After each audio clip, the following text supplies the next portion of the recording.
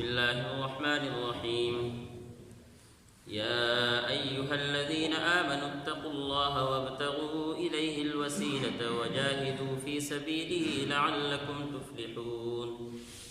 ترجمہ: اے ایمان والو، اللہ سے ڈرو اور اس تک پہنچنے کے لیے وسیلہ تلاش کرو اور اس کے راستے میں جہاد کرو، امید ہے کہ تمہیں فلاح حاصل ہوگی۔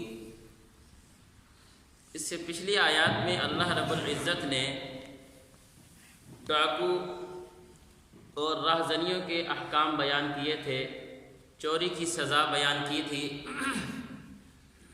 اس آیت کے بعد آگے اللہ رب العزت دوبارہ چوریوں کے اور سزاؤں کے احکام بیان کر رہے ہیں، لیکن درمیان میں اللہ رب العزت نے تقوی کا حکم دیا، اپنے آپ سے ڈرنے کا حکم دیا۔ مفسرین کہتے ہیں کہ اللہ رب العزت کی جو کتاب ہے قرآن مجید، اس کا طرز بڑا حاکمانہ ہے کہ یہ انسان کو صرف سزا دے کر ڈراتا نہیں ہے، بلکہ اللہ رب العزت کی ذات کا تعارف بھی کراتا ہے کہ جو انسان اللہ سے ڈرنا شروع ہو جاتا ہے اور جس انسان کے دل میں اللہ رب العزت کا تقوی آ جائے اور جس انسان کے دل میں اللہ کی محبت آ جائے، وہ آدمی ہر جرم سے بچ سکتا ہے۔ اس آدمی کے لیے اس کو ہر جرم سے بچانا آسان ہو جاتا ہے۔ لیکن جس آدمی کے دل میں اللہ کا ڈر نہیں ہے، آخرت کا خوف نہیں ہے، مرنے کے بعد دوبارہ اٹھنا اس کا یقین نہیں ہے، اس کو آپ جتنی مرضی سخت سے سخت سزا دے لیں، وقتی طور پر وہ رک جائے گا کہ اس کو سزا ملی ہے، لیکن ہمیشہ کے لیے وہ اس سزا سے، اس جرم سے رک جائے، یہ نہیں ہو سکتا۔ اس کے لیے اللہ کا ڈر بٹھانا بہت ضروری ہے، اللہ کی عظمت، اللہ کی محبت بٹھانا بہت ضروری ہے۔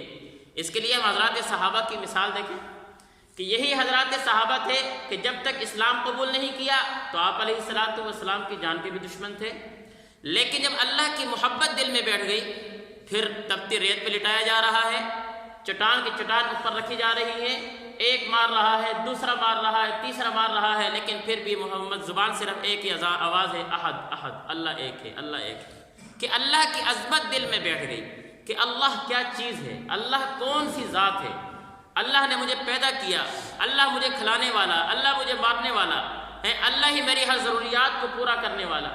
تو جب اللہ کا خوف انسان کے دل میں آ جائے، تقوی والی زندگی گزارنا شروع کر دے، اللہ کی محبت انسان کے دل میں آ جائے، تو ہر جرم سے، ہر گناہ سے بچنا آسان ہو جاتا ہے۔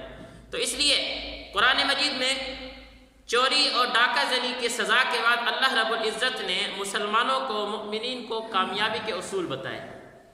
کامیابی کے اصول کیا؟ نمبر 1، یا ایھا الذین آمنوا، وہ لوگ جو ایمان لے کر آئے، اتقوا اللہ، تقوی اختیار کرو۔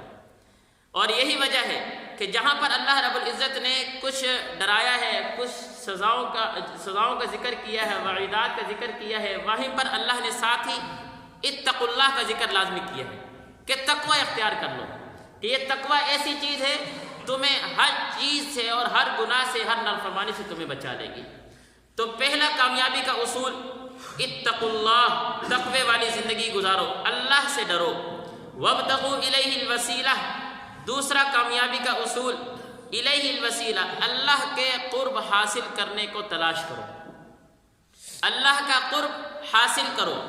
اللہ کا قرب حاصل کرنے کے جو ذرائع ہیں، ان ذرائع کو استعمال کرو، ان وسیلوں تک پہنچو جس کے ذریعے اللہ کی محبت دل میں بیٹھتی ہے، جس کے ذریعے اللہ کا قرب حاصل ہوتا ہے۔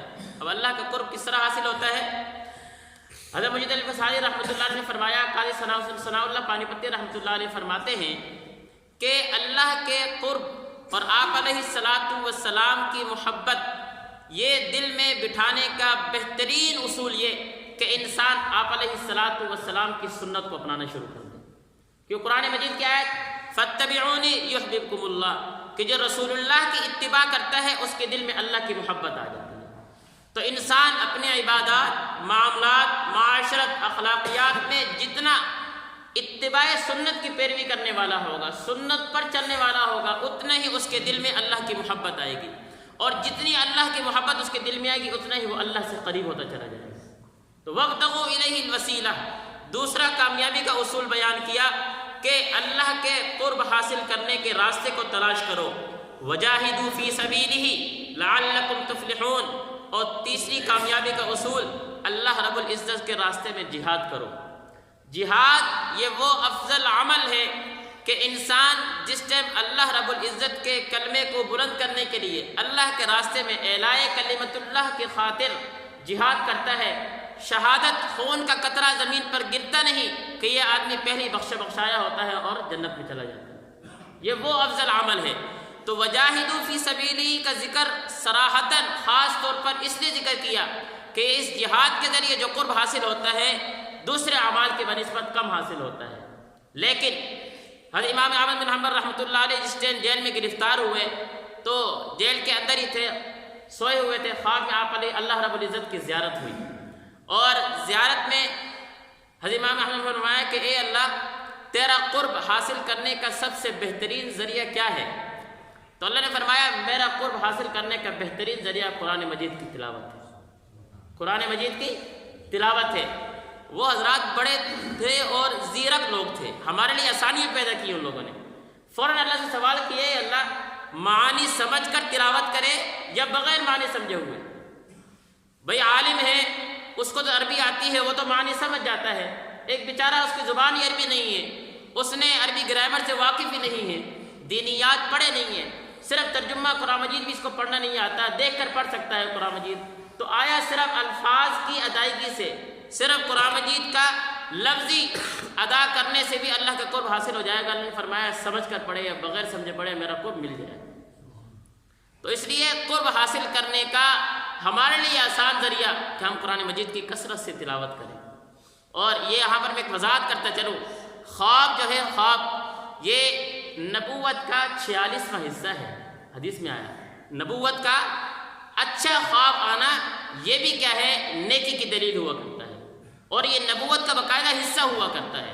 آپ علیہ السلام کو باقاعدہ کئی سارے کیا ہے مسائل احکامات خواب کے ذریعے دیے گئے ہیں، لیکن اس امت کا جو خواب ہوا کرتا ہے وہ خواب اس کی اپنی ذات کے لیے حجت ہے، کسی اور کے لیے حجت نہیں ہوا کرتا۔ لیکن اس طرح کے خواب جو فضائل پر مبنی ہوں ان کو اختیار کرنے میں حرج بھی کوئی نہیں۔ جس طرح یہ خواب ہے، انہوں نے بتایا کہ اللہ کا قرب جو ہے قرآن مجید کی تلاوت سے حاصل کیا جا سکتا ہے، یہ فضیلت پر مبنی ہے، ہم بھی کیا ہے اس کو اپنا سکتے ہیں، حرج کوئی نہیں ہے۔ اس لیے اس طرح کی باتوں پر کیا ہے جھگڑنا نہیں چاہیے۔ تو قرآن مجید کی آیت نے ہمیں کامیابی کے 3 اصول بیان کیے۔ اتقوا اللہ، تقوی والی زندگی اختیار کر لو، وابتغوا الیہ الوسیلہ، اور اللہ کے قرب کے جو ذرائع ہیں ان کو تلاش کرو، وجاہدوا فی سبیلہ لعلکم تفلحون، اور اللہ رب العزت کے راستے میں جہاد کرو شاید کہ تم کامیاب ہو جاؤ۔ ایک مسئلے کی وضاحت اس آیت میں آیا وابتغوا الیہ الوسیلہ۔ وسیلہ کسے کہتے ہیں؟ وسیلہ کا معنی ہوتا ہے 2 چیزوں کو آپس میں ملانا لیکن محبت کے ساتھ، یعنی میں اللہ کے قرب حاصل کرنا چاہتا ہوں اللہ کی محبت کو حاصل کر کے، اس کو وسیلہ کہا جاتا ہے۔ اور وسیلہ اس کا ثبوت قرآن مجید سے بھی ہے، احادیث سے بھی ہے، اور تفسیر روح المعانی میں یہاں تک لکھا ہوا ہے کہ کسی ذات کا وسیلہ لے کر اللہ رب العزت سے دعا کرنا یہ اس کی زندگی میں بھی جائز ہے، اس کے مرنے کے بعد بھی جائز ہے۔ زندگی میں بھی آپ کسی ذات کا وسیلہ لے کر اللہ سے دعا کرنا چاہیں کر سکتے ہیں، اور اس ذات کے اس دنیا سے جانے کے بعد بھی اس کا وسیلہ لے کر اللہ سے دعا کر سکتے ہیں۔ جس طرح آپ علیہ السلام نے باقاعدہ خود ایک صحابی کو یہ دعا سکھائی، کہ وہ نبی ہی محمد، کہ آپ علیہ السلام کا نام لے کر آپ نے بتایا کہ میرے نام کے ساتھ وسیلہ لے کر اللہ سے دعا کرو۔ اس طرح حضرت عمر فاروق رضی اللہ تعالیٰ عنہ نے قحط کے زمانے میں حضرت ابن عباس رضی اللہ تعالیٰ عنہ کو وسیلہ دے کر اللہ تعالیٰ سے دعا کی ہے۔ وسیلہ ثابت ہے، اور وسیلہ مانگنا کسی ذات، نیک اولیاء اللہ کا توسط دے کر اللہ رب العزت کو وسیلہ دے کر اس سے دعا کروانا یہ زندگی میں بھی جائز ہوا کرتا ہے اور مرنے کی بات بھی جائز ہوا کرتا ہے، اس میں کوئی حرج نہیں ہے۔ لیکن اتنی بات سمجھ لیں یہ وسیلہ فرض نہیں ہے، واجب نہیں ہے کہ اگر کوئی وسیلہ مانگے گا تبھی دعا قبول ہوگی، کوئی نہیں مانگتا حرج کوئی نہیں ہے، لیکن انکار نہیں کرنا چاہیے۔ ثابت ہے، قرآن سے بھی ثابت ہے، حدیث سے بھی ثابت ہے، حضرات صحابہ سے بھی ثابت ہے، انبیاء سے بھی ثابت ہے، کرتے رہے ہیں، باقاعدہ حکم بھی ہے، مانگنے میں حرج کوئی نہیں ہے۔ ان حضرات کا وسیلے دے کر وہ دعا قبولیت کے اور نزدیک پہنچ جاتی ہے۔ اللہ ہمیں سمجھنے